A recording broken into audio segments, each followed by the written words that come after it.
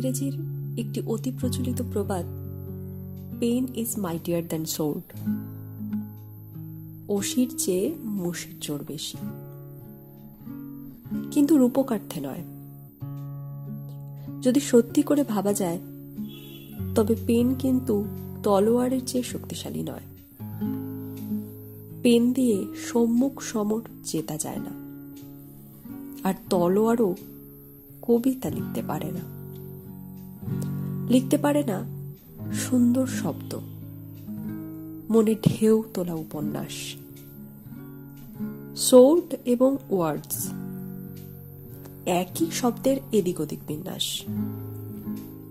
দুটোই আঘাতে মানুষকে রক্তাক্ত করতে সক্ষম, কিন্তু তা হলো কেউ কারুর চেয়ে উঁচুতে নয়।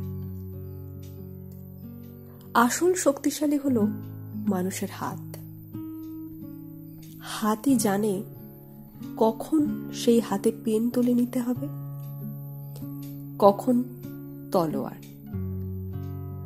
কখন হাত জোর করে নমস্কার করতে হবে, কখন থামাতে হবে হাত তুলে। নিজের হাতের ওপর ভরসা রাখুন। নিজের মন, নিজের চিন্তন শক্তির ওপর ভরসা রাখুন।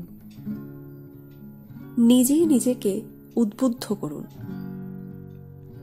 পেন হোক বা কোনো মানুষ, কেউ অত্যাবশ্যক নয় আপনার জীবনে।